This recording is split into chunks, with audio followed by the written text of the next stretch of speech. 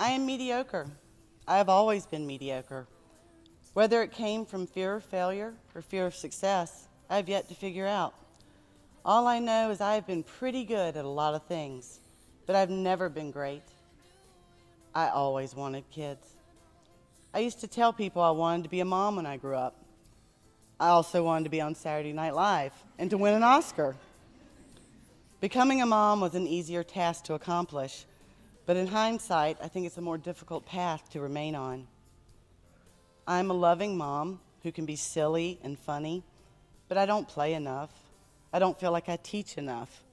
I suck at keeping a house. I am scatterbrained, which comes out in my writing. I don't know if it's lack of sleep, mommy brain, trying to multitask too much, or the stagnation of intelligence that occurs when you spend more time talking to people under 4 feet tall than to adults. In my quest to become super mom, I became less than mediocre mom. I was subpar mom. Starting 3 weeks after my third child's birth, I was back to teaching preschool 2 days a week while wearing my newborn in a sling, taking my older daughter to and from school, and doing everything else I needed to do. A severe case of RSV landed my infant in the hospital for a week, and I had to stay with him. I think that's the last time I actually relaxed. Now, between taking the oldest to school, the middle to preschool, and the youngest wherever I go, I seem to be somewhere besides home all the time, always with my entourage. I never seem to have any time during the day to accomplish anything, and still don't, but I wanted to.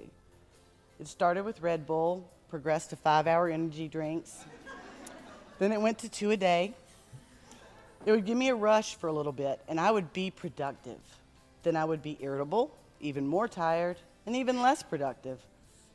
Since most nights all 3 kids would end up in our bed, I began avoiding bedtime. I would stay up after my husband went to bed until 2, 3 a.m., then up at 7 the next day.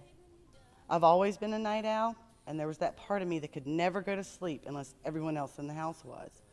Luckily, my college roommate had been a close friend of mine since we were 4. No stranger would have accepted that quirk. I noticed, though, at 38, you cannot stay up like you did in college and function the next day. It works for a while, but the evil banshee you become when you are sleep deprived is an ugly, ugly thing. I made a pact with myself to be nicer to me. This is hard to do when you've always tried to care for others. I wanted to find my creative voice again, to write more, to find the parts of me that were pushed aside when my children came along. I was working on this piece when a dear friend of mine lost her 8-month-old son to spinal muscular atrophy. This news shook me to the core. The night I read he passed, I had my 2-year-old son in my lap at 1 in the morning. He was up with a stomach bug. I was up trying to savor a few moments of quiet time. Tears fell so fast and hard as I read her blog. My son, upon seeing my tears, began to hug me and rub my face and say, "Mommy, Mommy," in his concerned voice. I was in shock. I was numb. I was mad at myself for every time I'd ever yelled at one of my kids. I can't imagine her pain. I can't even bring myself to think about it for too long. It causes me to think all the dangerous what-ifs that creep into your head and keep you up all night. It brings me guilt when I fuss at my kids or don't sit down to play. It has also made me realize that I don't have to be mediocre, that if I had more sleep and took care of me, I would be able to do and be more. I could still go to graduate school or explore a new interest. I could stop waiting to be super productive and be productive in a way that matters. I'm trying. I'm trying to get a little more sleep. I can't go to bed early, but I'm taking baby steps, 1 a.m. versus 3 a.m. I think I've even gone to bed at midnight a few times in the past month. I'm not using energy drinks every day to make it through, one here and there. During a recent weekend, my husband took all 3 kids to the park so I could have a little quiet time. Quiet time does not happen often. I set the timer on the stove, straightened up the living room, vacuumed, threw in a load of laundry, and started to pick up another room as the buzzer went off. Realistically, to clean up the rest would have been a 3 to 4 hour job. This says a lot about how messy it was, as it's barely 1,000 square feet. Instead of trying to figure out what to do next, I grabbed my keys and met my family at the park. You have to take advantage of the mild winter days and joyful family moments when you get them. That's a better version of productive. I am mediocre. I have always been mediocre.